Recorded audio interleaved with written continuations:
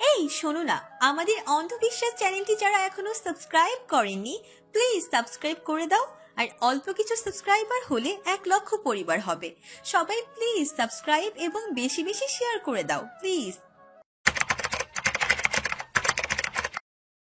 তোমার ফ্ল্যাটে টিকিট কেটে ফেলতে বলেছিলাম না? আরে আগে কাজ হয়ে যাক।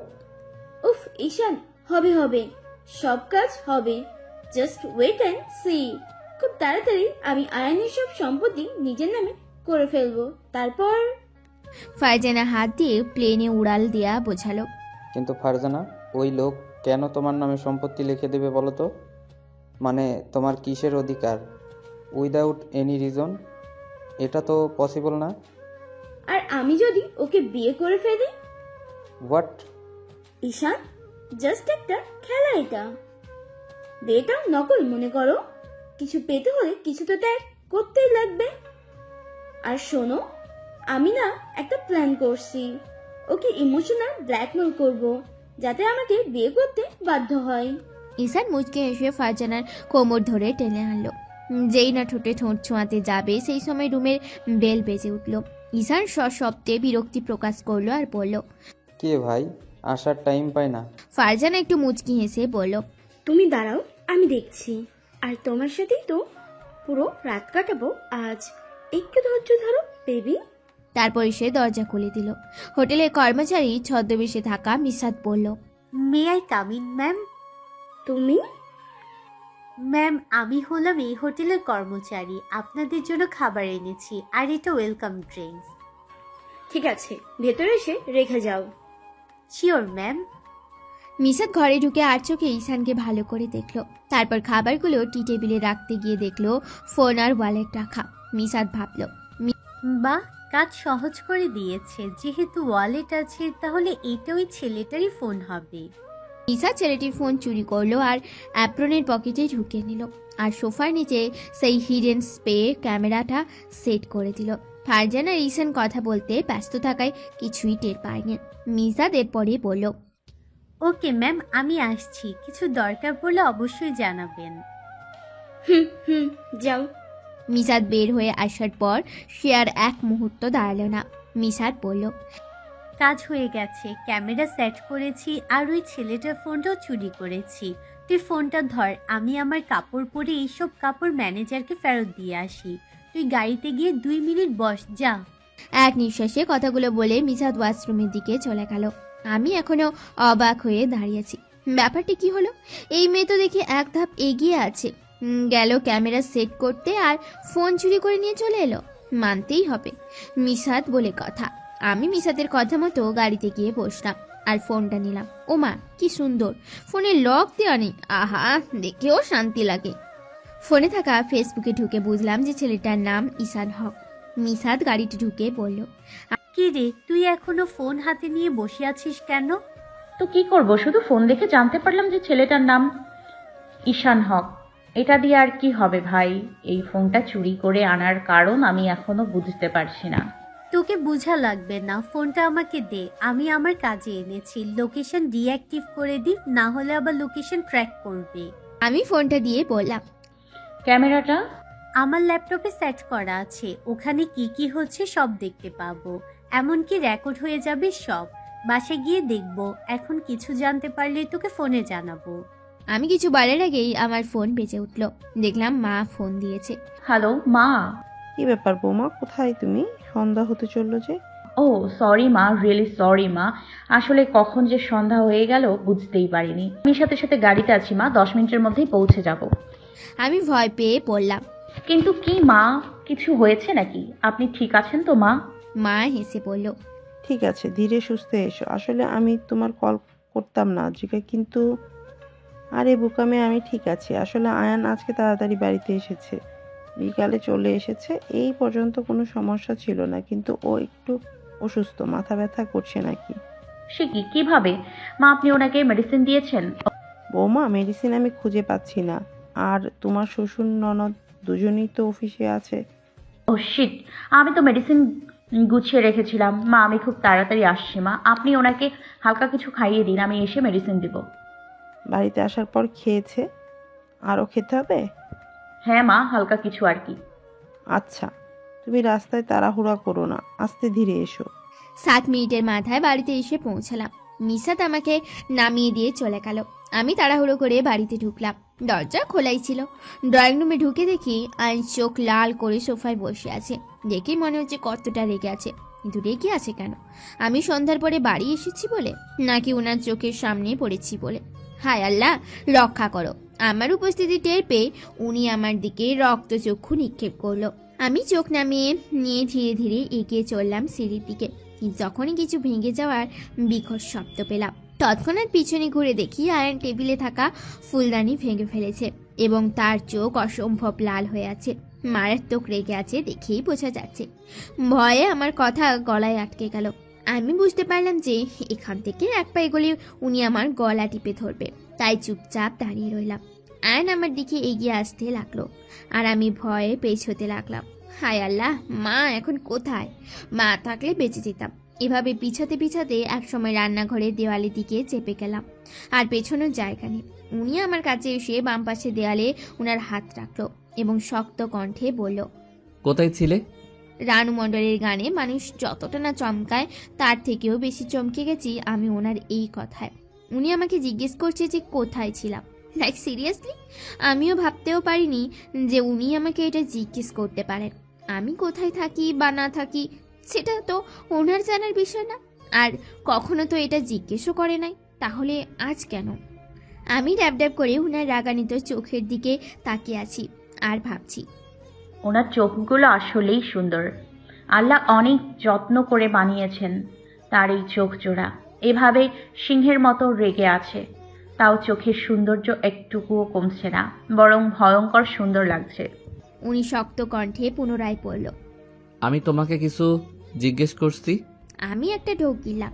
তার রক্তচক্ষু দেখে তো আমার এমনি কপাল দিয়ে ঘাম ঝরছিল, তাও আস্তে করে বললাম, বন্ধুর বাড়িতে ছিলাম। এটা কি বন্ধুর বাড়িতে থাকার সময়? কটা বাজে? এখন তোমার কোন বন্ধুর বাড়িতে যেতে হয়? আমি চুপ থাকলাম। উনি আবার বললেন, বন্ধু নাকি অন্য কিছু? আমার মাথায় যেন এইবার রক্ত চড়ে গেল। উনি আমার চরিত্র নিয়ে প্রশ্ন করছে। কিছু বলতে চেয়েও বলতে পারলাম না। চোখ নামিয়ে নিয়ে রাগটা কন্ট্রোল করে বললাম, আমার খুব ভালো একজন বন্ধু, তার বাড়িতে গিয়েছিলাম। অনেকদিন দেখা সাক্ষাৎ হয়নি, তাই। তখনও উনি আমার দিকে তাকিয়ে থাকলো। আমি চোখ নামিয়ে নিয়েছিলাম, কিন্তু মনে হচ্ছিল যে সে আমাদের তাকিয়ে আছে। আমি বুঝতে পারছি না যে আমার ভুলটা কোথায়। এর আগেও তো অনেকবার আমি বাড়ির বাইরে গিয়েছি, কই তখন তো ওনার কোনো সমস্যা ছিল না। আজ হঠাৎ এমন প্রশ্ন কেন? প্রায় 15 থেকে 20 সেকেন্ড আমার দিকে ওভাবে তাকিয়ে থাকলো উনি। হঠাৎ বড় বড় পা ফেলে সিঁড়ি দিয়ে উঠে নিজের ঘরে চলে গেল আর ঠাস করে দরজাটা লাগিয়ে দিল। আমি চমকে উঠলাম। তারপর একটা বড় করে শ্বাস ছাড়লাম। অনেকক্ষণ প্রায় দম বন্ধ করেছিলাম। মনে মনে আবারও ভাবলাম, হলোটা কি? উনি আমার জন্য হঠাৎ আজ এমন করলো কেন? ব্যাপারটা কি? রুমে এসে ড্রেস চেঞ্জ করে ফ্রেশ হলাম। তারপর বেডসাইড টেবিলে থাকা মেডিসিন বক্স থেকে খুঁজে খুঁজে অবশেষে টাফনিল নামক মেডিসিনটা পেলাম। এত ভেতরে মেডিসিনটা কোন গর্ত রেখেছিল রে? ওহ, আমি তো রেখেছিলাম। বাহ, একটা মলমে পেলাম, ভলিজেল। মাথা ব্যথা কমাতে এটাও ভালো কাজ করে। যাই হোক, আচ্ছা মেডিসিনের মলমটা কি আমি ওনাকে দিয়ে আসবো? যদি আবার রাগারাগি করে? আমাকে দেখলেই তো ওনার মাথার রক্ত উঠে। আচ্ছা করলে করুক, এত ভয় পেলে হবে? যাই মেডিসিনটা দিয়ে আসি। ঘর থেকে বেরোতেই দেখলাম মা এদিকেই আসছে। অদ্রিকা, এই যে পাস্তাটা নাও। মা, আমি এখন খাবো না, পরে খাচ্ছি। আর এই বোকা আয়নের জন্য। তুমি যে বলেছিলে মেডিসিন নেওয়ার আগে হালকা কিছু খেতে, তাই পাস্তাটা খাইয়ে মেডিসিন খাইয়ে দিয়ে এসো, যাও। মা, আপনি ওনাকে এখনো খাওয়াননি কেন? উনি এমনিতেই আমাকে সহ্য করতে পারেন না। আমার নিয়ে যাওয়া খাবেন কি? কেন খাবে না? খাবে খাবে, যাও। আমার খুব ক্লান্ত লাগছে অদ্রিকা, আমি ঘরে বিশ্রাম নিতে গেলাম। তুমিও ওকে খাইয়ে বিশ্রাম নাও। তোমার শ্বশুর আর রামিসা আসলে আমাকে ডেকো। রাতের খাবার খেতে দেব সবাইকে, কেমন? আমি হতাশ চোখে তাকিয়ে রইলাম মায়ের দিকে। উনি মুচকি হেসে চলে গেলেন। মা আমাকে এত বড় বিপদে ফেলতে পারলেন? উনি নিজেও জানেন না যে ওনার ছেলে কত বিপজ্জনক। একটা বড় শ্বাস নিয়ে অন্তত ভারাক্রান্ত মন বহন করে আমি মহারাজা আয়ান চৌধুরীর ঘরের দিকে পা বাড়লাম। এদিকে রাবেয়া বেগম ভাবছেন, আমি ইচ্ছে করেই তোমাকে সবসময় আয়ানের কাছে রাখতে চাইছি আদ্রিকা। আমি খুব করে চাই যে আয়ান তোমার মায়াতে পড়ুক। মহান আল্লাহ তোমাদের দুজনকে এক করেছেন, তোমাদের মধ্যে ভালোবাসার জন্ম দেওয়ার দায়িত্বটাও তার। সৃষ্টিকর্তা কর্তৃক বিয়ে নামক এক পবিত্র বন্ধনে আবদ্ধ তোমরা একে অপরকে ভালোবাসতে বাধ্য হবে। আমি তো সেই দিনটার অপেক্ষাই করছি যেদিন আয়ান তোমাকে পাওয়ার জন্য পাগল হয়ে যাবে। একটা অদ্ভুত টান তোমাদের মধ্যে ঠিকই জন্মে যাবে, কিন্তু তার জন্য তোমাদেরকে একসাথে থাকা প্রয়োজন, একে অপরের চোখের সামনে থাকা প্রয়োজন। আয়ন চৌধুরী ঘরের বাইরে দরজার সামনে দাঁড়িয়ে আছে। দরজাটা খোলাই আছে মনে হচ্ছে, কিন্তু আমি কি যাব? আমার ভাবনার মধ্যেই উনি ভেতর থেকে গম্ভীর কণ্ঠে বললেন, খাম্বার মতো টং হয়ে দাঁড়িয়ে না থেকে ভেতরে এসো। সিট। উনি কিভাবে বুঝলেন যে আমি বাইরে আছি? জাদুটা তো জানে নাকি? আমি আস্তে করে ঘরে ঢুকলাম। দেখলাম উনি বিছানার উপর হাত দিয়ে মাথা চেপে ধরে বসে আছেন। উনি কি খুব কষ্ট হচ্ছে নাকি? ইস, আমাদের সম্পর্কটা যদি স্বাভাবিক হতো তাহলে আমি ওনার মাথায় নিজ হাতে মলম লাগিয়ে ওনার মাথা টিপে দিতাম। ধুর আদ্রিকা, স্বপ্ন দেখা বন্ধ কর। ভুলে যাস না যে উনি আয়ান চৌধুরী। আমি বেডসাইড টেবিলে পাস্তাটা রাখলাম, তারপর আস্তে আস্তে বললাম, আপনি খেয়ে নিন, আমি নাকি না খেলে শক্তি পাবেন কিভাবে? উনি চোখ উঠিয়ে পাস্তার দিকে একবার তাকিয়ে বলল, ইচ্ছে করছে না, এনার্জি নেই খাওয়ার, মেডিসিনটা দাও। মনে মনে এসব বলেও ওনার সামনে এগুলো বলার সাহস আপাতত নেই আমার। আমি ধীর কণ্ঠে বললাম, একটু কষ্ট করে খেয়ে নিন প্লিজ, না হলে মেডিসিন কাজ করবে না। উনি তবুও চুপ করে আগের মতোই আছেন। একটু পর উনি রাগী কণ্ঠে বললেন, মেডিসিনটা দিলে দাও, না হলে বের হও এখান থেকে। আমি কিছুক্ষণ চুপ থাকলাম। কিছু একটা মনে হতেই অনেক সাহস নিয়ে বললাম, আমি খাইয়ে দিই আপনাকে। ফট করে উনি আমার দিকে ভ্রুকুচকে তাকালেন। বাহ, আমি নিজের সাহস থেকে নিজেই অবাক হচ্ছি। কিভাবে ওনাকে তো ভয়ানক কথাটা বলতে পারলাম কে জানে।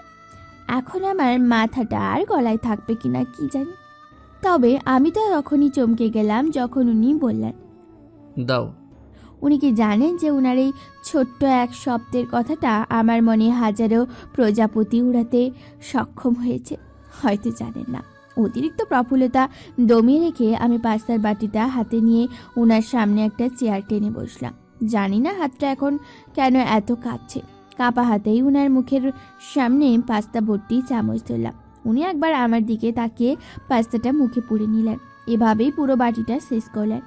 ওনার খাওয়া শেষ হলে আমি ওনার হাতে মেডিসিন আর পানির গ্লাস দিলাম।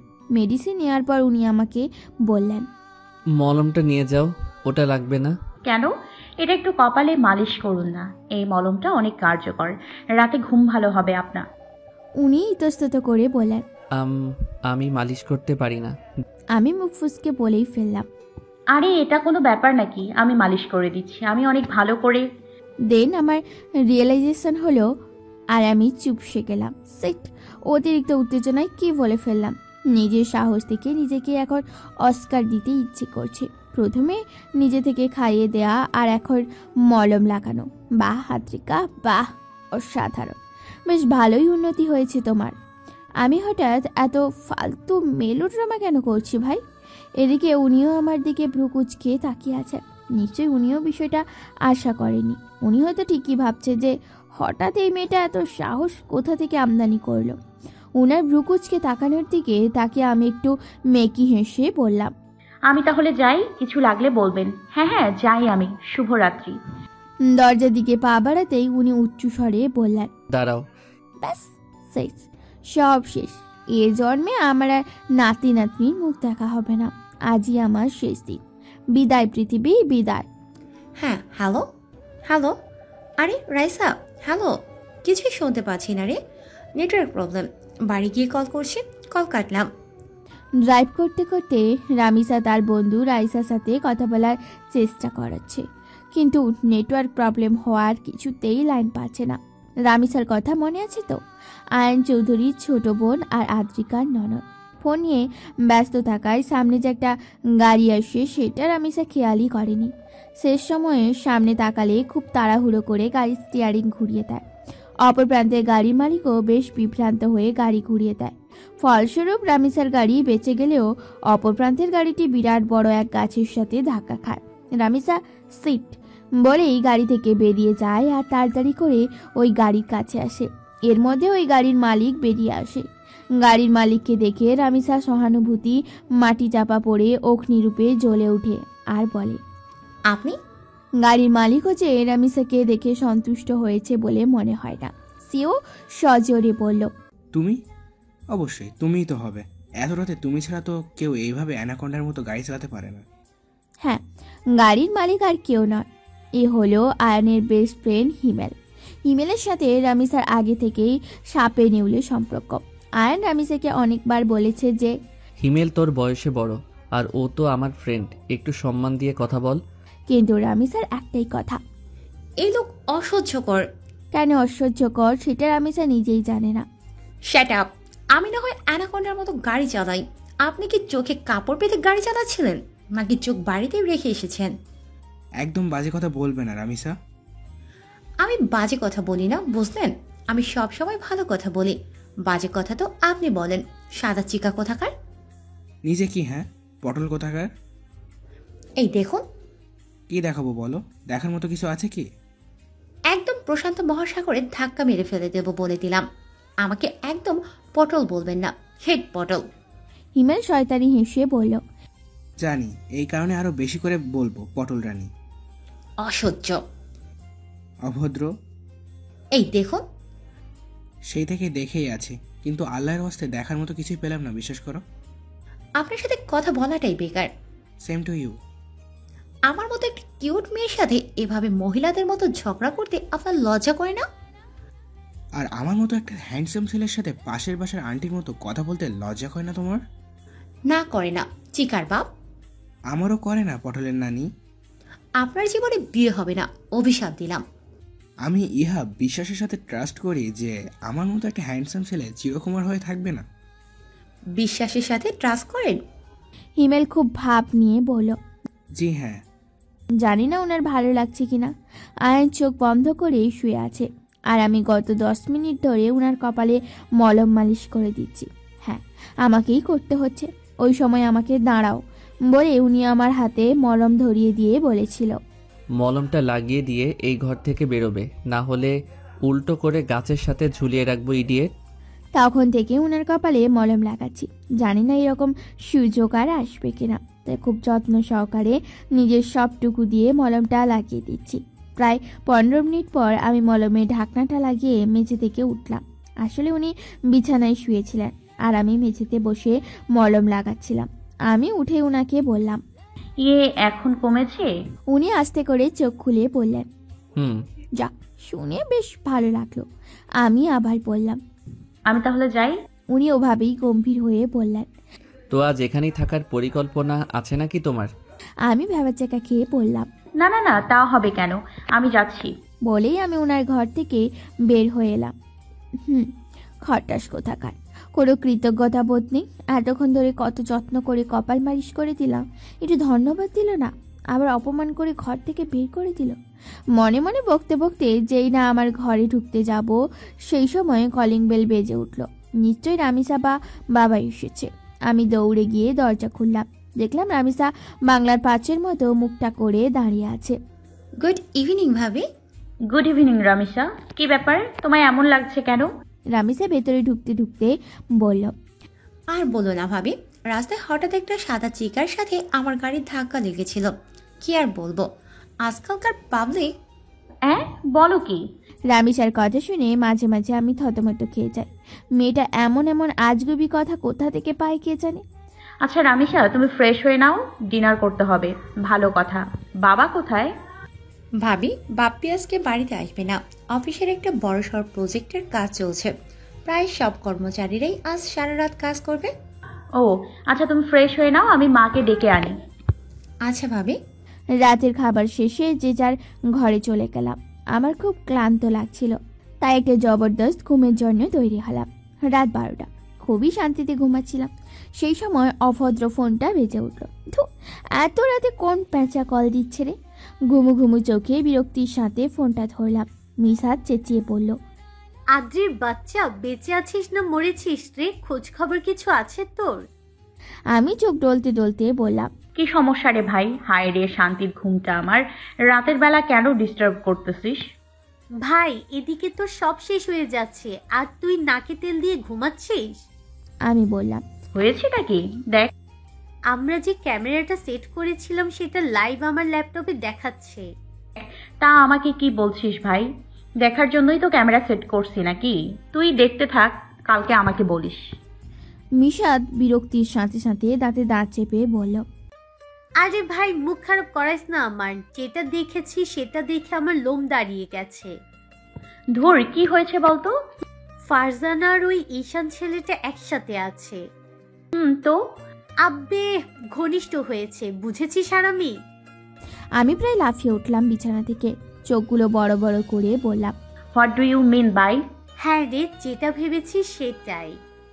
অটোমেটিক্যালি একটা হাত আমার মাথার উপরে চলে গেল।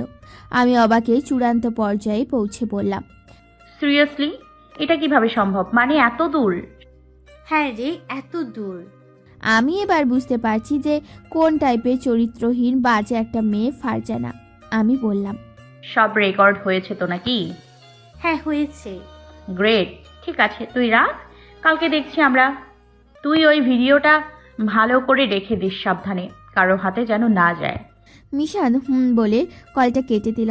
আমি খালি ভাবতে লাগলাম যে তার মানে ফারজানা ওনাকে শুধু ঠকাচ্ছে না, বেশ ভালোই ঠকাচ্ছে। আর উনি ফারজানাকে বিশ্বাস করে ভালোবেসে সব কিছু দিয়ে দিচ্ছে। সব কিছু রিয়েলাইজ করে আমি ঘুমিয়ে গেলাম। যতই হোক ঘুমাতে তো হবে, না হলে কাজ করব কিভাবে? তোমার সমস্যাটা কি বলো তো? উচ্চ স্বরে বলল আয়ান। আমার কোনো সমস্যা নেই আয়ান, সমস্যা হচ্ছে তোমার। কয়েকদিন ধরে তোমাকে কেমন যেন অন্যরকম দেখছি। আয়ান বুঝতে না পেরে বলল, কেমন দেখছো তুমি? আমি তো একদম ঠিক আছি। না, তুমি ঠিক নেই। সকাল থেকে ফোন করছি, ফোন তুলছো না, হঠাৎ করে উধাও হয়ে যাও। সমস্যা কি তোমার? আমাকে ইগনোর করছো? যুব মৈত্রী পার্কে ফারজানা আর আয়ানের তুমুল ঝগড়া চলছে। ফারজানার অভিযোগ আয়ান নাকি তাকে ঠিকমতো টাইম দেয় না, কল ধরে না, কল দেয় না, ইগনোর করে। ঝগড়ার এক পর্যায়ে ফারজানা বলেই ফেলল, নাকি তোমার ওই মেয়েটার সাথে সম্পর্ক হয়ে গেছে আয়ান? মেনে নিয়েছো তুমি ওই তাকে? Shut up Farzana, just shut up. What do you mean? আমি বেকার নই ফারজানা, আমাকে অফিস করতে হয়। বসে বসে সারাদিন কথা বলার মতো ফালতু টাইম নেই আমার। আর আমি 20 বছরের কলেজ পড়ুয়া নই। বাস্তবতা বুঝতে শেখো ফারজানা, তুমি একদম কথা ঘোরাবে না। আচ্ছা আমাকে একটা কথা বলো, তুমি কাল সারা রাত কোথায় ছিলে? কাল রাতে তো কল করেছিলাম তোমায়, ধরনি কেন? ফারজানা একটু থতমত খেলেও শক্ত হয়ে বলল, প্লিজ আয়ান, তুমি এসব বিষয়ে আমার সাথে মাথা ঘামাতে এসো না। I am not your wife, আমি তোমার গার্লফ্রেন্ড। আমি তোমার বউ হলে তুমি এসব বিষয়ে কথা বলতে পারতে। আয়ন একটু এগিয়ে গিয়ে চোয়াল শক্ত করে পড়ল, কি বলতে চাচ্ছ খোলাখুলি বলো। ভালো করেই জানো যে প্যাচ মার্কা কথা আমি পছন্দ করি না। তুমি আমায় বিয়ে করবে কবে? উত্তরের জন্য অপেক্ষা করছে ফারজানা। আয়ন কিছুক্ষণ সন্দিহান চোখে তাকালো, তারপর বলল, তুমি হঠাৎ বিয়ের জন্য এত তাড়াহুড়া করছো কেন? ফারজানা একটু আশেপাশে তাকিয়ে বলল, আয়ান, তোমাকে আমি ভালোবাসি। ওই মেয়েটা তোমার বাড়িতে থাকে, ভয় হয় আমার। আয়ন ভ্রু কুচকে বলল, তো কিসের ভয়? না মানে, তুমি যদি ওই মেয়েটাকে... আমাকে তোমার এমন মনে হয়? আচ্ছা শোনো, তুমি আমাকে ভালোবাসো কিনা সেটা বলো। আয়ন গম্ভীর হয়েই বলল, বাসি। ফারজানা খুশিতে গদগদ হয়ে বলল, তাড়াতাড়ি তাহলে বিয়ের ব্যবস্থা করো, বিয়ে করব আমরা খুব তাড়াতাড়ি। আয়ন এইবার রাগের চূড়ান্ত পর্যায়ে পৌঁছে বলল, আদ্রিরাকে ডিভোর্স না দিয়ে আমি তোমাকে কিভাবে বিয়ে করব আজব? আইন অনুযায়ী ওকে তো আগে ডিভোর্স দিতে হবে, অন্তত আর 2 মাস সময় তো লাগবেই। আর আমি তো এমনিতেই আজ উকিলের কাছে যাব বলেছি। ফারজানা তাচ্ছিল্য হেসে বলল, আদ্রিকা, এখন ওকে নাম ধরে ডাকা শুরু করছো? বাহ। ফারজানা আমার মেজাজ খারাপ করো না। সবই বুঝতে পারছি, এখন তুমি 2 নৌকায় পা দিয়ে চলতে চাও, তাই তো? আয়ন এইবার হুঙ্কার দিয়ে বলল, ফারজানা। এদিকে বাড়িতে সেই তখন থেকে বড়া বানানোর চেষ্টা করছি, কিন্তু খামিরটাই মন মতো হচ্ছে না। কখনো বড়া বানাইনি, কিন্তু আমার ননদিনীর খুব ইচ্ছা সে নাকি বড়া খাবে। কি আর বলবো, ইউটিউবে ভিডিও দেখে চেষ্টা করছি। হঠাৎ করে মনে হলো কে যেন আমার চোখ চেপে ধরেছে। আমি খুব ভালো করেই জানি এই কাজ কে করেছে। চোখ থেকে হাত সরিয়ে দেখলাম যে আমার প্রিয় ননদ রামিসা। রামিসা খিলখিলিয়ে হেসে বলল, কি ভাবি, ভয় পেয়েছো? আরে না, ভয় পেতে যাব কেন? আমি খুব ভালো করে জানতাম যে এটা তুমি। এটি বলে আমি আমার কাজে মন দিলাম। রামিসা বলল, অন্য কেউ তো হতে পারতো। আমি একটু মজা করেই বললাম, এই বাড়িতে তুমি ছাড়া কে এমন বিচ্ছু আছে? রামিসা কাঁদো কাঁদো মুখ করে বলল, ভাবি, আসলে এই বাড়িতে মা রামিসাই আমার সবচেয়ে আপন হয়ে গিয়েছে। রামিসা যে আমার ননদ তা আমি মাঝে মাঝে ভুলেই যাই। মনে হয় সে আমার আপন বোন। বাবা আগে জোর করে রামিসাকে অফিসের কাজে লাগালেও এখন আমার জন্য রামিসাকে কেউ বাড়ি থেকে সরাতে পারে না। সারাদিন আমার সাথেই খুনসুটিতে মেতে থাকে। মা তো একদিন হতাশ হয়ে বলেই দিল, আগে মনে হতো এখন থেকে আমার দুটো মেয়ে হবে, আর এখন মনে হয় বাড়িতে সারাদিন দুটো ব্যাঙ লাফিয়ে বেড়ায়। সেদিন মায়ের কথায় আমরা দুজন হাসতে হাসতে সোফা থেকে পড়ে গিয়েছিলাম। আমার ভাবনার মধ্যেই রামিসা বলল, ভাবি তোমাকে অনেক ধন্যবাদ আর এতগুলো ভালোবাসা। কেন? রামিসা অসহায় মুখে বলল, কারণ কতদিন থেকে মাকে বলছি যে বড়া বানিয়ে দাও, কিন্তু মার নাকি সময় নেই। আবার ভাইয়াকে বাইরে থেকে আনতে বললে ভাইয়া শক্ত হয়ে বলে এগুলো আনহেলদি খাবার। রামিসা, আমার বাবাকেও না করে দিয়েছে জানো। আমি মুচকে হাসলাম। পরক্ষণে একটু অসহায় মুখে বললাম, রামিসা, আমি আগে কখনো এসব বানাইনি। খেতে খুব একটা ভালো হবে বলে মনে হয় না। খেতে পারবে তুমি? ভাবি, তুমি যেমনই বানাবে আমি তেমনই খাবো, কোনো সমস্যা নেই। আমি বললাম। রামিসা, মাকে বলি তাহলে আমাকে শিখিয়ে দেবে। আমি আরো ভালো করে বানাতে পারবো। রামিসা চমকে উঠে বলল, কখনোই না ভাবি, প্লিজ। মা জানতে পারলে আমাকে মাটিতে গেড়ে দেবে একদম। ওর কথা শুনে আমি ফিক করে হেসে দিলাম। এভাবেই বিভিন্ন বিষয়ে গল্প করছিলাম আর হাসাহাসি করছিলাম। বড়া বানাতে বানাতে দুই ভাবি ননদ মিলে খুব মজা করছিলাম। এমন সময় দরজার কলিং বেল বেজে উঠল। রামিসা বলল, ভাবি আমি দেখে আসি, তুমি বানাতে থাকো। আমি আগ্রহী নিয়ে তাকিয়ে থাকলাম যে কে এসেছে। এই সময় তো কারো আসার কথা না। এই ভর দুপুরে দরজা খুলে রামিসা দেখলো আয়ন দাঁড়িয়ে আছে। আমিও দেখলাম আয়নের টাই ঢিলা করা, চোখে মুখে হতাশা ছাপ। শার্টের উপরে দুইটা বোতামও খোলা আছে, হাতাটাও ঠিক নেই, একদম বাজে অবস্থা। রামিসা বলল, ভাইয়া তুই এমন কেন দেখাচ্ছে তোকে? অফিসে যাসনি? আমিও তখন কাজ বাদ দিয়ে রান্নাঘর থেকে বেরিয়ে দেখলাম যে সত্যিই তার অবস্থা খুবই খারাপ। ঘড়ির দিকে তাকিয়ে দেখলাম 2টো বাজে। এই ভর দুপুরে তো তার আসার কথা না। আয়ান রামিসাকে কিছু না বলে বড় বড় পা ফেলে রুমের দিকে যেতে লাগলো। আর যাওয়ার সময় একটু চোয়াল শক্ত করে খালি আমার দিকে এক পলক তাকালো। আমি ভয়ে ঢোক গিললাম। রামিসাও ভরকে গেছে। উনি যাওয়ার পর রামিসা বলল, বিষয়টা কি হলো ভাবি? এ অবস্থা কেন? আমি ঘাড় উচালাম, অর্থাৎ আমার জানা নেই। রামিসা আবার বলল, ভাবি তুমি আবার উল্টোপাল্টা কোনো কাজ করো নাই তো? আমি রান্নাঘরে যেতে যেতে বললাম, আমার তো দেখাই হয় না ওনার সাথে, কখনোই দেখা হয় না। ভোরবেলা উনি চলে যান অফিসে আর রাত 9টার পরে বাড়িতে ফেরেন। এমনিতে ওনার সামনে যেতে চাই না আমি। এইসব বলে কড়াইয়ের দিকে তাকিয়ে অসহায় মুখ করে বললাম, আমি জানি আমাকে দেখলেই ওনার মেজাজ খারাপ হয়ে যায়, আমাকে একদম সহ্য করতে পারেন না। এই কারণেই তো যতটা সম্ভব ওনার কাছ থেকে দূরে থাকার চেষ্টা করি। রামিসা দীর্ঘশ্বাস ফেলে আমার দিকে তাকিয়ে থাকলো। আমিও চোখটা উঠিয়ে রামিসাকে বললাম, যাই হোক, তোমার মতো একটা বোন পেয়েছি, এর থেকে বেশি আর কি লাগে? এটা শুনে রামিসা মুচকি হাসলো আর আমাকে পেছন থেকে জড়িয়ে ধরলো। আসলে এই বাড়িতে এসে আমি যদি কিছু পেয়ে থাকি তাহলে সেটা হলো একটা সত্যিকারের মা পেয়েছি, যাকে দেখলে আমার শাশুড়ি মনেই হয় না। একটা সত্যিকারের ছোট বোন পেয়েছি, যার সাথে সারাটা দিন হাসি মুখে পার করা যায়। হয়তো একটা প্রিয় সঙ্গী পাওয়াটা আমার ভাগ্যে ছিল না। এই কারণেই, যাই হোক, সবার তো সব কিছু ভালো থাকে না।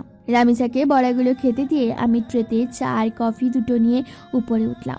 মায়ের ঘরে চাটা দিলাম আর ট্রে সহ কফি হাতে নিয়ে আয়নের রুমের দিকে আগাতে থাকলাম। আমি জানি যে উনি বিকালবেলা করে কফি খেতে খুব পছন্দ করে।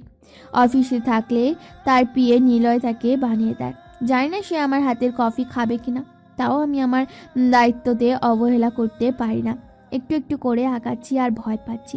তারপরে ওনার ঘরের সামনে গিয়ে দরজা একটু হাত দিতে দরজা খুলে গেল। বুঝতে পারলাম যে দরজা লক করা হয়নি, শুধু আলগা করে লাগানো ছিল। ওনার ঘর প্রায় লক করা থাকে না, এটা আমার খুব ভালো লাগে। বাড়িতে তো বাইরে কেউ নেই যে দরজা লক করে রাখতে হবে। আমি রুমের ভিতর পা রেখে দেখলাম যে উনি এখনও ড্রেস চেঞ্জ করেনি। ওভাবেই বারান্দার চেয়ারে মাথা এলিয়ে চোখ বন্ধ করে বসে আছে। আমি বুকে অনেকটা সাহস জমিয়ে আস্তে করে বললাম, আসবো? উনার সাথে কথা বলতে গেলে আমার সব সময় ভয় নিয়েই কথা বলতে হয়।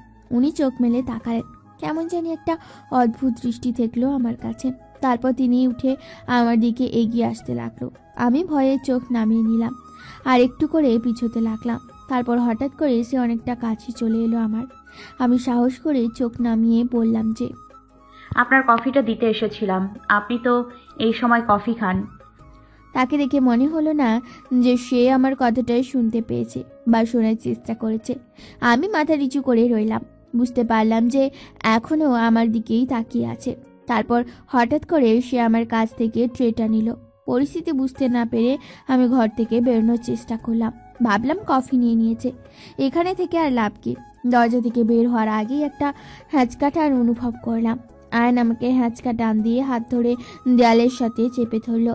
তাকিয়ে দেখলাম সে আমার মুখের সামনে এসে গেছে। আর একটু কাছে এসে শক্ত করে ধরে রক্তচক্ষু নিক্ষেপ করে জিজ্ঞেস করলো, তোমার সমস্যাটা কি? আমার মাথায় যেন আকাশ ভেঙে পড়লো। আমি আবার কি করলাম? ওয়েট, এই উদ্ভট গন্ধটা কোথা থেকে আসছে? উনি আবার বলল, তুমি কি আমাকে শান্তিতে থাকতে দিবে না? কি চাও তুমি আমার কাছে? ভালোবেসেছিলাম তোমায়, তুমি এমন কেন করলে? এই কাজটা তুমি একদম ঠিক করনি ফারজানা। ফারজানের নামটা শুনে আমি বুঝতে পারলাম যে কোনো একটা গন্ডগোল আছে। উনি আমার সাথে কথা বলছেন, আমার দিকে তাকিয়ে কথা বলছেন, অথচ নাম বলছেন ফারজানা। এতক্ষণে আমি বুঝতে পারলাম যে উনি নেশায় আছেন। আরও বুঝলাম যে এতক্ষণ ধরে বলা কথাগুলো আমার জন্য ছিল না। এই গন্ধটার কারণেও বুঝতে অসুবিধা হলো না। তিনি বাইরে থেকে ড্রিঙ্কস করে এসেছেন, এই জন্যই বাড়িতে ঢোকার পর এমন লাগছিল। তারপর সাহস করে তার চোখের দিকে তাকিয়ে বললাম, আপনি ঠিক নেই, তবু শান্ত হন। বলতে না বলতে উনি আমার উপরে পড়ে গেলেন। বুঝতে পারলাম যে অজ্ঞান হয়ে গেছি। তারপর আস্তে করে তাকে ধরে বিছানায় শুইয়ে দিলাম। তিনি তখনও বিড়বিড় করছেন। কি বলছে সেটা শোনার জন্য ওনার মুখের কাছে কান নিয়ে গেলাম। শুনতে পেলাম তিনি বলছেন, তুমি এমন করতে পারো না, কখনোই না, অসম্ভব। তুমি এমন করতে পারো না ফারজানা। আমি একটা দীর্ঘশ্বাস ফেলে ভাবলাম, উনি কি কিছু জানতে পেরেছেন? এমন করছে কেন? এইসব ভাবতে ভাবতে তার পায়ে থাকা জুতা খুলে দিলাম, টাইটা খুলে দিয়ে হাতে থাকা ঘড়িটাও খুলে দিলাম। তারপর তার দিকে তাকালাম আর ভাবলাম, শার্টটা তো একদম নোংরা হয়ে গেছে, অ্যালকোহলের গন্ধ আসছে, এটা কি খুলে দেব? পরে ভাবলাম, না, উনি যদি জানতে পারে আমি ওনার জামা কাপড় খুলেছি, বিষয়টা ভালোভাবে নেবেন না, আমাকে ঘাট ধাক্কা দিয়ে বাড়ি থেকে বের করেও দিতে পারে। এসব ভেবে আর কিছু করলাম না, শুধু একটা পাতলা চাদর তার গায়ে দিয়ে দিলাম। চলে আসতে যাব এই সময় খেয়াল করলাম তার শার্টের বুক পকেটে একটা কাগজের অংশ বের হয়ে রয়েছে। আমি কাগজটা হাতে নিলাম, খুলে দেখলাম এটা ডিভোর্স পেপার। বুকটা ধক করে উঠল, খুব কষ্ট পেলাম, যেন মনে হচ্ছিল চারপাশটা অন্ধকার হয়ে আসছে, কেউ আমার কলিজাটা ছিঁড়ে নিচ্ছে। অসহায় মনে হচ্ছিল নিজেকে এবং ভাবলাম যে, তাহলে উনি ডিভোর্স দেবে আমাকে? একজন মা পেয়েছি, একজন বাবা পেয়েছি, একজন বোন পেয়েছি, এই সব কিছু রেখে তাহলে আমাকে চলে যেতে হবে? এই বাড়ি থেকে কিভাবে যাব? আমি কিভাবে থাকবো এই মানুষগুলো ছাড়া? একটা পবিত্র সম্পর্ক ভাঙা কি এতই সহজ? কবুল শব্দটার কি কোনো শক্তি নেই? এই বাড়ির মায়া ছাড়িয়ে আমি কিভাবে থাকবো? উনি আমাকে না মানলেও দিনে একবার তো ওনার চোখে দেখা পেতাম, তাকে না দেখে কিভাবে থাকবো? খুব অশান্ত লাগছিল নিজেকে। অনেক কষ্টে নিজেকে স্বাভাবিক করে ভাগ্যের উপর সব ছেড়ে দিলাম। কাগজটা তার পকেটে একইভাবে রেখে ঘর থেকে বের হয়ে নিজের ঘরে এলাম। ঘরে এসে বিছানার ওপর ধপ করে বসে পড়লাম। চোখ দিয়ে অজান্তেই দুফোঁটা পানি গড়িয়ে পড়লো। ডিভোর্স পেপার নিয়ে করা ভাবনার মধ্যেই হুট করে আমার মাথায় একটা প্রশ্ন আসলো। আইন চৌধুরী উনি হঠাৎ এভাবে ড্রিঙ্কস করে এসে বারবার ফারজানা নাম বলছে কেন? ওনার কথাবার্তা তো ভালো ইঙ্গিত দিচ্ছেন না। ব্যাপারটা কি? অনেক চিন্তা ভাবনা করার পর আমার ওই ঈশান ফারজানার ভিডিওটার কথা মাথায় আসলো, কিন্তু ভিডিওর ক্লিপটা তো মিশাতের কাছে, ওইটা তো আমি নিজেও দেখিনি। তাহলে কি মিশাত? না না না, ও এমন করবে না, রাইট? না, এটা হবে না। এত টেনশন আর নিতে না পেরে আমি মিশাতকে কল করলাম। হ্যাঁ আদু বল। আমি একটা ঢোকিলে বললাম, মিশাত, তুই মানে ওই ভিডিওটা কোথায়? মিশাত টেনে টেনে বলল, কোনটা? ফারজানার ওই রোমান্টিক ভিডিওটা? আমি চোখ বন্ধ করে নিজেকে শান্ত করার চেষ্টা করে বললাম, হ্যাঁ, কোথায় ওটা? আমার কাছেই। মিশাত শোন, উনি একটু আগে ড্রিঙ্কস করে বাড়িতে ফিরে এসেছেন আর ফারজানাকে উদ্দেশ্য করে কি কি জানি বলছেন। আমার মনে হয় উনি হয়তো। আমাকে শেষ করতে না দিয়েই মিশাত বলল, বাহ জোস তো, মেডিসিন কাজ করেছে তাহলে। আমি চমকে গিয়ে বললাম, মানে কি বলছিস তুই এসব? মিশাত একদম গা ছাড়া ভাবে বলল, কিছু না, ফরগেট ইট। আমি চেঁচিয়ে বললাম, no, I can not forget. কি করেছিস তুই? সত্যি করে বল Mishat, what did you do? আমি এইবার কেঁদেই ফেললাম আর কাঁদতে কাঁদতে বললাম, কি করেছিস তুই? হ্যাঁ, কি করেছিস বোন? সত্যি করে বল না। ওই বদরাগী লোকটা অমন করে কেন ওই সব বলল? কেন ওই মানুষটা এমন ছন্ন ছাড়া হয়ে বাড়িতে এসেছে আজ? কেন উনি? আমি এইবার খুব জোরেই কেঁদে দিলাম। মিশাত রেগে বলল, কাঁদছিস কেন তুই আজব? কান্না বন্ধ কর আদু, তোর কান্না আমি এমনিতেই সহ্য করতে পারি না, সামনে থাকলে কানের নিচে দিতাম দুটো। আমি চোখের পানি মুছে বললাম, মিশাত প্লিজ সত্যি করে বল, কি করেছিস? আমি নিশ্চিত যে তুই কিছু করেছিস। মিশাত ফোঁস করে শ্বাস ছেড়ে বলল, আচ্ছা শোন, ফারজানার ওই ভিডিওটা আয়ান চৌধুরীর কাছে সযত্নে পাঠিয়ে দিয়েছি, ব্যাস এইটুকুই। এটা শুনে আমি বাকশক্তি হারিয়ে ফেলি। চিৎকার দিয়ে বললাম, কি কি করেছিস তুই? এটা কি করেছিস? পাগল হয়ে গেছিস তুই? তুই কি আমার মেরে ফেলতে চাস? তোকে আমি এটা করতে মানা করেছিলাম মিশাত, তোকে আমি বারবার মানা করেছিলাম।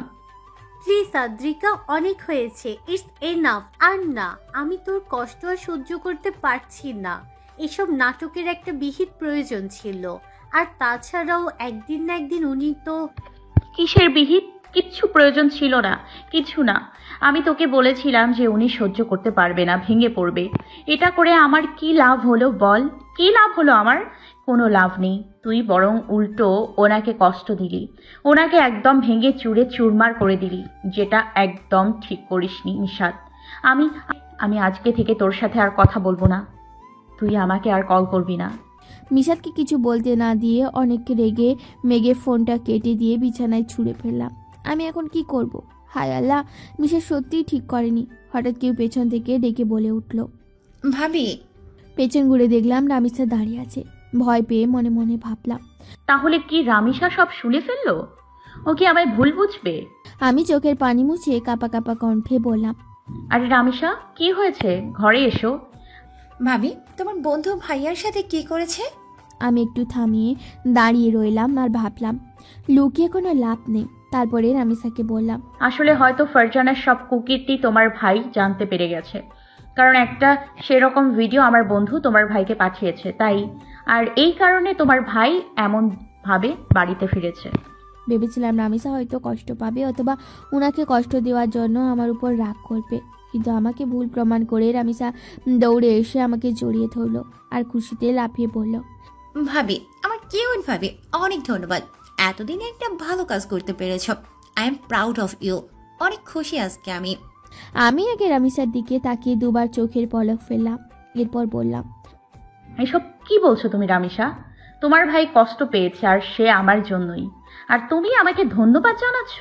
রামিসা আমাকে ছেড়ে দিয়ে একটু এগিয়ে গম্ভীর কণ্ঠে বলল, ভাবি, তুমি জানো না তুমি কি করেছো? যেটা মম আর বাপ্পি 2 বছরে করতে পারেনি, সেটা তুমি চোখের পলকে করে ফেলেছো। হয়তো তুমি ভাবছো যে এই কাজের জন্য আমি তোমাকে কেন বকলাম না, ভাইয়াকে কষ্ট দেওয়ার জন্য না। কারণ ভাবি, একটু ভেবে দেখো তো, এখন যেটা ভাইয়া জানতে পেরেছে, সেটা যদি ভাইয়া ভুলটা করার পরে জানতে পারতো, তাহলে কি হতো? মানে? আমি বলতে চাচ্ছি, ভাইয়া যদি ওকে বিয়ে করতো আর তারপর ভাইয়া যদি জানতে পারতো যে ফারজানা এইসব কুকীর্তি করে, আর ভাইয়ার সাথে বিয়ের পর সব সম্পত্তি নিয়ে পালিয়ে যেত, প্রতারণা করতো, তাহলে সহ্য করতে পারতো। আমি ভাবলাম আসলে রামিসা ভুল বলেনি। পরিস্থিতি চূড়ান্ত পর্যায়ে চলে গেলে কিছু করেও কিচ্ছু হতো না। রামিসা আবার বলল, ভাইয়া এখন যে কষ্টটা পাচ্ছেন সেই কষ্টটা তখন তো আরো 1000 গুণ বেড়ে যেত। তখন আফসোস করেও উপায় থাকতো না ভাবি। কিন্তু এখন যেটা হয়েছে সেটা খুব বেশি ভালো হয়েছে। আমি অনেকটাই অবাক হলাম। রামিসা আমার থেকে খুব বেশি হলে 3 থেকে 4 বছরের ছোট। তাতেই মেয়েটা এত সুন্দর করে বিষয়টা বুঝতে পারলো। এটা আমাকে সত্যি অনেক মুগ্ধ করলো। আমি একটু মজার ছলে বললাম, ননদ আমার হঠাৎ করেই বড়দের মতো কথা বলছে যে। রামিসা চোখ পাকিয়ে মুখ ফুলালো। আমি ফিক করে হেসে এগিয়ে গিয়ে ওর ঘাড়ে হাত দিয়ে পড়লাম। তুমি অনেক বুদ্ধিমতী জানো, আর আমি এটাও বুঝতে পারছি যে তুমি তোমার ভাইকে কতটা ভালোবাসো। সত্যি আমি অনেক ভাগ্যবতী তোমার মতো একজন ননদ পেয়েছি। কথাটা শোনা মাত্র রামিসা আমার দিকে চোখ বড় বড় করে তাকালো। আমি বুঝতে পেরে জিভ কেটে বললাম, না মানে তোমার মতো একটা বোন পেয়েছি। রামিসা মাথা ঝাঁকালো, যার অর্থ এবার ঠিক আছে। হঠাৎ কিছু মনে হতেই আমি বললাম, রামিসা শোনো, একটা কাহিনী হয়ে গেছে। কি? আমি ফিসফিসিয়ে বললাম, তোমার ভাই ড্রিঙ্ক করেছে। রামিসা চেঁচিয়ে বলল, কি? আস্তে। আর এই জন্যই তোমার ভাইকে অমন লাগছিল। সে কিভাবে? মম আর বাপ্পে জানতে পারলে ভাইয়াকে ঝাঁটাপিটা করবে তো। আমি জানি, তাই বিষয়টা ধামাচাপা দিতে হবে বুঝলে। আমার তোমার হেল্প প্রয়োজন। কি করতে হবে ভাবি বলো? আমি একটু অস্বস্তি নিয়ে বললাম, তোমার ভাইয়ার গায়ের শার্টটা শুধু খুলে দিতে হবে। শার্ট থেকে অ্যালকোহলের গন্ধ আসছে। তুমি শার্টটা চেঞ্জ করে দিলে আমি ওটা ধুয়ে দিতাম। রামিসা বুড়ো কুচকে বলল, এই কাজ তো তুমি নিজেও করতে পারো ভাবি। আমি খুক খুক করে কেসে উঠলাম আর মনে মনে ভাবলাম, এই মেয়েকে আমি কেমনে বোঝাবো যে আমি আবারও হার্ট অ্যাটাকের সম্মুখীন হতে যাচ্ছি না। হইবার ওনাকে উধাম গায়ে খালি গায়ে দেখে মরতে মরতে বেঁচে গিয়েছি আমি। আমার বাবা বাঁচার অনেক শখ, নাতি নাতনির মুখ দেখা বাকি। এসব মনে মনে ভাবলেও মুখে বললাম, না মানে তোমার ভাই দুপুরে খেয়েছে কি না কে জানে। আমার মনে হয় খাননি। তুমি শার্ট চেঞ্জ করে দাও, আমি বরং খাবার রেডি করি। এটা বলেই আমি ভোঁ দৌড়ে ঘর থেকে বেরিয়ে এলাম। রামিসা চেঁচিয়ে বলল, কিন্তু ভাবি ভাইয়া তো জ্ঞান হারিয়ে ফেলেছে, খাবে কিভাবে? আমি ওই সিঁড়ি দিয়ে নামতে নামতে জোরে বললাম, লেবু পানি খাইয়ে বমি করাবো তোমার ভাইকে, তাহলে জ্ঞান ফিরবে। আমি উনার শার্টটা ভালো করে ধুয়ে ছাদে মেলে দিচ্ছি, আর রামিসা চিলেকোঠায় দরজায় দাঁড়িয়ে বকবক করছে। তার মতে তার ভাইকে আজকে জাগানো যাবে না, নতুবা সে রেগে যাবে। আজ বিশ্রাম নিক, একদম কাল সকালে উঠুক। আমি দ্বিতীয়বারের মতো বললাম, আরে বাবা, উনি তো দুপুরে খাননি। দুবেলা না খেয়ে থাকবে কিভাবে? খেয়ে দিয়ে আবার ঘুমাবে, সমস্যা কি? আমাদের কথার মতেই আমার ফোনটা বেজে উঠল। রামিসা ছাদ থেকে নেমে চিল্লিয়ে বলল, ভাবি তোমার ফোন। কি? Unknown number. তুমি ধরো। আচ্ছা ভাবি। আমি ছাদে থাকা গাছে পানি দেওয়া শুরু করলাম। রামিসা ছাদে উঠতে উঠতে কলটা ধরলো। হ্যালো, কে? আসসালামু আলাইকুম ভাবি। রামিসায় যেন অপর প্রান্তে লোকটির ভাবি বলাটা পছন্দ হলো না, রেগে পড়ল। কে বে তুই? আমার ভাবিকে ভাবি বলস? সাহস তো কম না রে। হিমেল কপাল সংকুচিত হয়ে গেল। এই পটল কেন কল ধরেছে? এই মেয়ে, ভদ্রতা শিখনি? আমি ভাবিকে কল করেছি, তোমায় না। অন্যের কল ধরো কেন?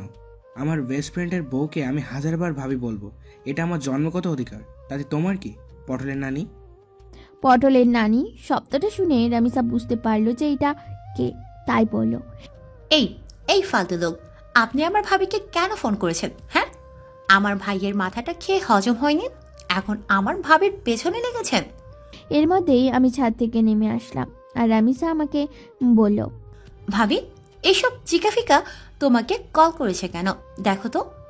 বলেই আমার হাতে ফোন দিয়ে রামিসা চলে গেল। আমি ফোনটা কানে ধরে বললাম, হ্যালো। হিমেল এইবার অসভ্য মুড থেকে খুব ভদ্রতে রূপান্তরিত হয়ে পড়ল। আসসালামু আলাইকুম ভাবি, আমি হিমেল। আমাকে মা আগেই উনার কথা বলেছিলেন। আমি চিনতে পেরে আমি বললাম, ও আপনি? জি ওয়ালাইকুম আসসালাম, কেমন আছেন? আলহামদুলিল্লাহ ভাবি, আপনি কেমন আছেন? আলহামদুলিল্লাহ, আমিও ভালো আছি। ভাবি ফ্রি আছেন? আসলে একটু কথা ছিল। হ্যাঁ হ্যালো ফারজানা, বলো। ঈশান, কোথায় তুমি? এই তো বাসায় আসছি। কিছু হয়েছে? না, কিছু হয়নি। আসলে দুপুরে আয়ানের সাথে ঝগড়া করছি, প্ল্যান অনুযায়ী বিয়ের জন্য চাপ দিয়েছি। ভিডিও সম্পর্কিত কোনো কিছুই ফারজানা জানে না। ফারজানার সাথে ঝগড়া করে অফিস যাওয়ার পথে আয়ন ভিডিওটা পেয়েছে, তাই ফারজানা এখনো আসন্ন ঝড় সম্পর্কে অবগত নয়। তারপর কি বললো? আমার উপর রাগ দেখিয়েছে, তবে আজকে অজুহাত দেখে 3 লাখ টাকা নিতে পেরেছি। বাহ, খুব ভালো। তুমি কালকে সকালে আমার সাথে রেস্টুরেন্টে দেখা করো, তখন বাকি কথা হবে। আচ্ছা। প্লিজ রামিসা, বোন আমার এমন করে না, আমি পারবো না, আমার দ্বারা হবে না, তুমি যাও প্লিজ। না ভাবি, কোনো কথা শুনবো না আমি, তুমিই যাবে ব্যাস। রামিসার চক্করে এক মহা ঝামেলায় পড়েছি। তখন রামিসা ওনার শার্ট চেঞ্জ করে ফ্রেশও করিয়ে দিয়ে এসছে। আমি তাই আরও ঘরে যাইনি, তবে এখন ওনার খাবার রেডি করেছি, তাই ওনাকে লেবু পানি খাওয়ানো প্রয়োজন, তাহলে বমি হবে আর জ্ঞান ফিরবে। কিন্তু এই কাজ রামিসা আমাকে দিয়েই করাবে। Ramisa please. I am sorry. দেখো ভাবি, শুধুমাত্র তোমার জোড়াজুড়িতে ওই সময় তোমার স্বামীর কাপড় চেঞ্জ করে দিয়েছি, এখন আর এগুলো করতে পারবো না, এগুলো তোমার দায়িত্ব, তুমিই করবে। আমি ভ্রুকুচকে বললাম, আমার স্বামী তোমার কি হয়? বড় ভাই, আমার হাজবেন্ড গরিলা ভাইয়া। আমি কিছু বলতে উদ্যত হলে রামিসা আবার বলল, কিন্তু সেই সবার আগে তোমার স্বামী। যাও ভাবি, নিজের দায়িত্ব পালন করো, টাটা। বলেই রামিসা হেলতে তুলতে নিজের ঘরে চলে গেল। আমাকে কিছু বলার সুযোগও দিল না। আমার এক হাতে খাবার প্লেট আর এক হাতে লেবু পানি। এখন আমাকে ওই জমের ঘরে যেতে হবে, কোনো উপায় নেই। একটা দীর্ঘশ্বাস ফেলে আমি উনার ঘরে পা পাড়ালাম। উনার ঘরে আস্তে করে ঢুকলাম। ও মা, ম্যাজিক! বিছানা খালি। কেমনে কি বিছানা খালি কেন? উনি কি তাহলে উঠে পড়েছেন? কিন্তু লেবু পানি ছাড়া জ্ঞান ফিরল কিভাবে? খেয়াল করলাম বারান্দায় গ্লাস খোলা। আমি প্লেট গ্লাস হাতে নিয়েই বারান্দায় গেলাম। দেখলাম উনি গ্রিল দিয়ে নিষ্পলক চাউনিতে বাইরে তাকিয়ে আছেন, যেন পুরো শহর পর্যবেক্ষণ করছে। আমার উপস্থিতি মনে হয় উনি বুঝতে পারেনি। নিজের উপস্থিতি বোঝাতে আমি একটু কাটলাম। উনি প্রাণহীন চোখে আমার দিকে তাকালো। খুব মায়া লাগলো আমার। আমি কিছু বলার আগেই উনি গম্ভীর হয়ে বললেন, কি চাই? আমার খুব করে বলতে ইচ্ছে করছিল যে আপনাকে চাই, আপনাকে চাই, শুধুমাত্র আপনাকে, আর কিছু চাই না। এই জীবনে আর কিছু চাওয়ার নেই, কিচ্ছু না। কিন্তু এই কথাগুলো মনেই আটকে থাকলো, গলায় আর আসলো না। আমি খাবারের দিকে তাকিয়ে বললাম, দুপুরে কিছু খেয়েছেন কিনা একটু খেয়ে নিন, খাবার এনেছি। উনি আমার কথা পাত্তা না দিয়ে গ্রিল দিয়ে বাইরে তাকিয়ে বললেন, আমার শার্ট কে খুলেছে? আমি ফট করে চোখ তুললাম আর বললাম, রামিসা, আসলে আমি চেঞ্জ করে দিতে বলেছিলাম। উনাকে দেখে মনে হলো যে উনি আমার কথায় বেশ অসন্তুষ্ট হলেন। ওভাবেই তাচ্ছিল্যে বললেন, খাবারটা রামিসাকে দিয়েই পাঠালে না কেন আবার? আমি একটু চমকে গেলাম। উনি কি আমাকে অপমান করছে? তাহলে কি আমি শার্ট চেঞ্জ করলে উনি কিছুই মনে করতেন না? উনি আমার হাতে থাকা গ্লাসের দিকে তাকিয়ে বললেন, এটা কি দেখতে এমন কেন? পানি তো মনে হয় না। ও, এটা এটা লেবু পানি। উনি নাক কুচকে বললেন, এই ফালতু জিনিসটা কেন এনেছো? না মানে আমি ভেবেছিলাম এটা খাওয়ালে আপনার নেশা কেটে যাবে, তাই আর কি। আমি মদ টদ এসব খাই না, আজই প্রথম ছুঁয়েছি, তাই নেশা হয়ে গেছে, কিন্তু বেশি খাইনি। ও বলে আমি খাবারটা ওনার সামনে দিলাম। আমার সত্যি অনেক বেশি অবাক লাগছিল এটা ভেবেছে। উনি এতটা স্বাভাবিক কিভাবে আছেন? ওনার তো এখন দেবদাস হয়ে ঘুরে বেড়ানোর কথা, অথবা ছ্যাঁকা খাওয়া ছেলেদের মতো আধমরা হয়ে পড়ে থাকার কথা, কিন্তু উনি এতটা স্বাভাবিক। এসব ভাবতে ভাবতেই আমি খাবার সাজিয়ে লেবু পানির গ্লাসটা দিয়ে উনার ঘর থেকে বেরিয়ে আসলাম। আয়ন কিছুক্ষণ খাবার দিকে তাকিয়ে থেকে ফোনটা হাতে নিল আর কাউকে কল করলো।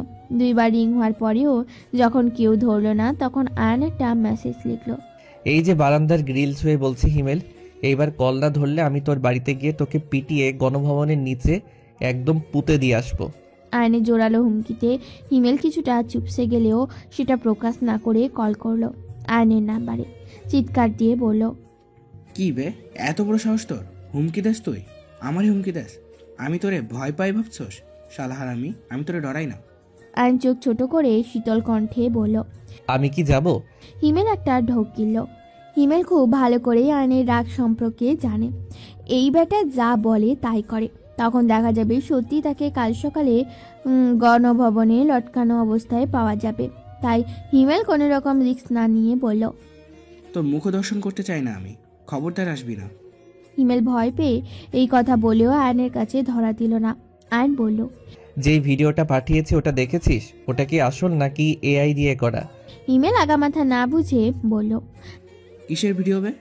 আয়নের এবার মেজাজ খারাপ হলো। দুপুরে সেই ভিডিও পাওয়ার মাত্রই যাচাই করতে হিমেলের হোয়াটসঅ্যাপে পাঠিয়ে দিয়েছে সে, আর এই ছেলে কিনা দেখেইনি। রাগটাকে দমিয়ে রেখে আয়ন বলল, হোয়াটসঅ্যাপে একটা ভিডিও দিয়েছি, কোনো রকম ওভার রিয়্যাক্ট না করে ওটা যাচাই করে আমাকে জানা। বলেই আয়ন কলটা কেটে দিল। চেয়ারে গা এলিয়ে দিয়ে আয়ন ভাবল, এটা যদি সত্যি হয় তাহলে সে ফারজানাকে ছাড়বে না। 2 বছরের প্রতারণার ফল একদম একদম হাড়ে হাড়ে বুঝিয়ে দেবে। মনে মনে এই পণ করে আয়ন চোখ জোড়া বন্ধ করল। সঙ্গে সঙ্গে তার চোখের সামনে ভেসে উঠল এক নারীর মুখশ্রী। তার চোখ যেন গভীর রাতে জ্বলতে থাকা দুটি তারা, প্রতিটি পলকে যেন এক অদ্ভুত মায়া ছড়িয়ে দেয়। তার ঠোঁটের রেখায় লুকিয়ে আছে একটি নীরব হাসি, যা মানুষের হৃদয়ের গভীরে গিয়ে বাজে। মুখে প্রতিটি ভাঁজ যেন শিল্পীর হাতে আঁকা এক নিখুঁত সৃষ্টি, যেখানে প্রকৃতি তার সমস্ত সৌন্দর্য ঢেলে দিয়েছে। আইন যখন চোখ বন্ধ করে সেই রমণীকে পর্যবেক্ষণ করছে, তখন হঠাৎ কি যেন মনে হতেই ফট করে চোখ জোড়া খুলে ফেলল আর দ্রুত সোজা হয়ে বসল। আয়ন হতবাক নির্বাক। এসে কাকে দেখল? সে তো এই মেয়ের কথা ভাবেনি, সে তো ওই মেয়ের কথা চিন্তাও করেনি। তাহলে চোখ বন্ধ করতেই কেন তার চেহারা চোখের সামনে ভেসে উঠল? কেন এই মেয়ে কেন এলো তার ভাবনার মতে? আয়ন বিড়বিড় করে অস্ফুষ্ট স্বরে বলে উঠল, আদ্রিকা। ভাবি, তখন থেকে এভাবে পায়চারি করে যাচ্ছ, কি হয়েছে? কিছু তো বলো। উনার ঘর থেকে আসার পর পায়চারি করেই যাচ্ছে। আয়নের ভাবসা এত নর্মাল কেন? মাথায় কিছুতেই ঢুকছে না, হিসেবও মেলাতে পারছি না। রামিসা এবার অসহায় কণ্ঠে বলল, ভাবি। আমি এইবার বললাম, রামিসা, তুমি বুঝতে পারছো না, তোমার ভাইয়ের এমন স্বাভাবিক ব্যবহার একদমই স্বাভাবিক নয়। রামিসা মুখ কুচকে বলল, মানেটা কি? আমি উত্তর দিলাম না। কি রে রোমিও, কেমন লাগে এখন? বল বল, কেমন লাগে? আয়ন চিৎকার দিয়ে বলল, হিমেল। হিমেল এইবার জোরে সোরে শক্ত কণ্ঠে বলল, কিসের হিমেল? আবে এই শোন, কেমন লাগে এখন? কতবার বলছিলাম, কতবার সাবধান করছিলাম, কথা শুনছিলে? এইবার ঝটকা কেমন লাগলো? আয়ন নিচু কণ্ঠে বলল, তাহলে ভিডিওটা আসল? হিমেল অবাক কণ্ঠে বলল, নিজের চোখে দেখলি রে ভাই, তাও বিশ্বাস হয় না? ফারজানে কি তোরে কালো জাদু করে রাখছে নাকি রে? আয়ন ওর কথা পাত্তা না দিয়ে বলল, এটা কি এআই দিয়ে করা সম্ভব? মানে তুই নিশ্চিত যে এটা আসল? আরে ভাই, ভিডিওটার ক্যামেরা অ্যাঙ্গেল দেখছিস? এআই হইলে একটু হইলেও বোঝা যাইতো। আরে এই ভিডিওটার যে ব্যাডা আছে না, আমি এরে চিনি, আমাদের কলেজে পড়তো, জুনিয়র ছিল, নাম মেবি ঈশান। আয়ন চোয়াল শক্ত করে বলল, আমি ওকে ছাড়বো না হিমেল, শেষ করে দিব। হিমেল বুঝতে পারল যে আয়নের চোখ খুলে গেছে, তাই আর খোঁচা দিল না। অমায়িক হেসে বলল, তাহলে কালকেই খেলা শেষ করায়ান? মানে? আমি খবর পেয়েছি যে কাল সকালে ফারজানা এই ব্যাটার সাথে দেখা করবে। কালকে হাত নাতে ধরে খেলাটা শেষ করে দে।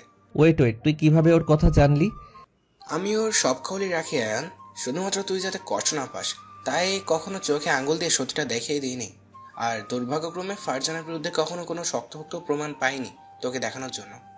আয়ন দীর্ঘশ্বাস ফেলে বলল, আমি কাল শেষবারের মতো ওর সাথে কথা বলবো। আমি আসবো নাকি? আসিস। ভাবি, তোমার ফোন বাজে। রামিসা বলল। আমি তাড়াতাড়ি করে ফোনটা হাতে নিলাম। আসসালামু আলাইকুম ভাবি। ওয়ালাইকুম আসসালাম। কি ব্যাপার হিমেল? আসলে একটা কাজের মতো কাজ হয়েছে। হিমেল আমাকে পুরো ঘটনাটা খুলে পড়ল। আমি জাস্ট হতবাক হয়ে গেলাম।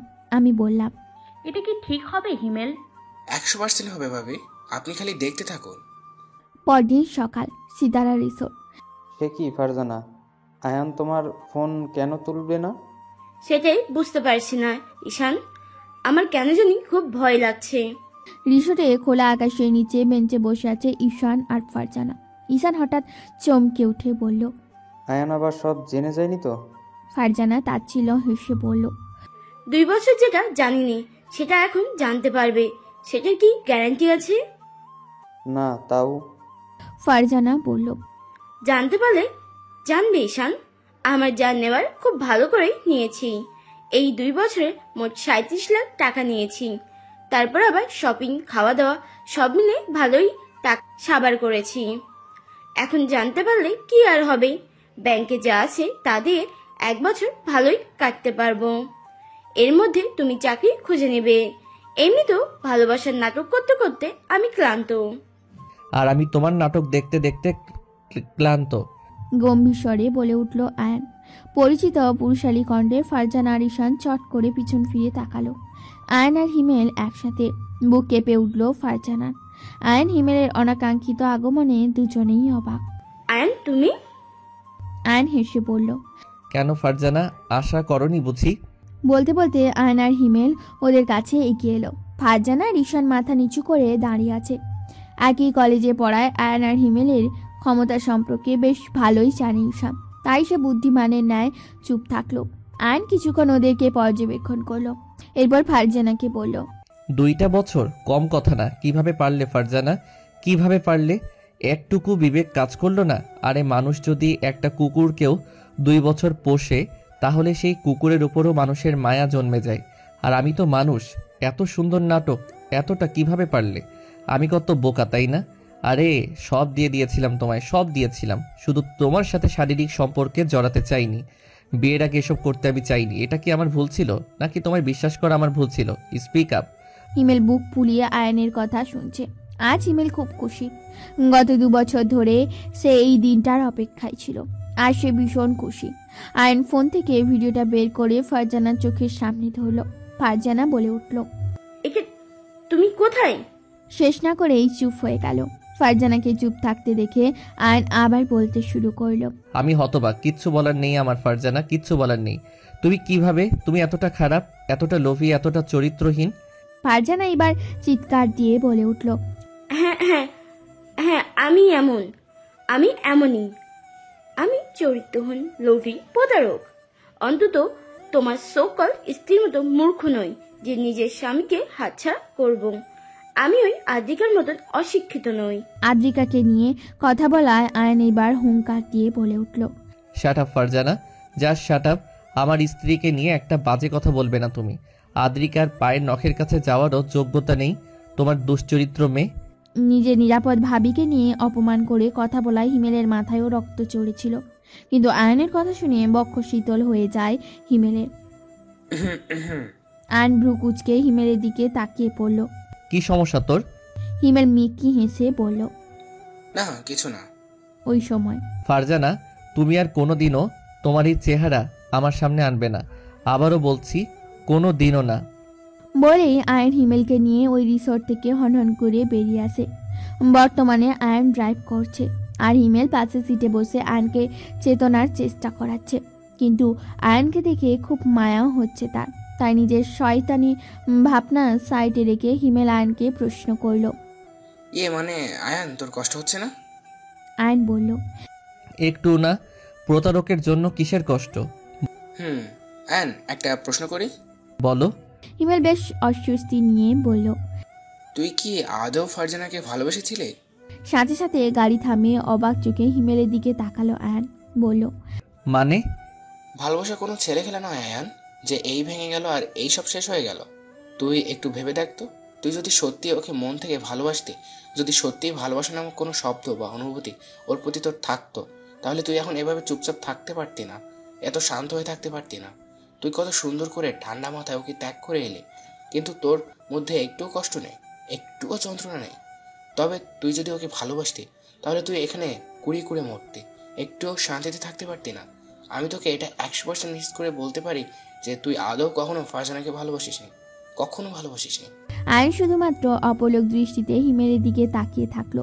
হিমেল তার একটি হাত আয়নের ঘাড়ে আলতো করে রেখে বলল, ভাই আমার, তুই এখনো ভালোবাসার অর্থ জানিস না। সত্যিকারের ভালোবাসাটা খুঁজে দেখ, আশেপাশে আছে হয়তো, কিন্তু তুই দেখতে পাচ্ছিস না। আর হ্যাঁ, আজ যেমন ফারজানাকে ঘৃণা করছিস, ঠিক তেমনই একদিন তুই ওকে ধন্যবাদ জানাবি তোর জীবন থেকে প্রস্থান করার জন্য। ভোরের আলো ধীরে ধীরে পৃথিবীর বুকে মেলে ধরেছে তার সোনালি আঁচল।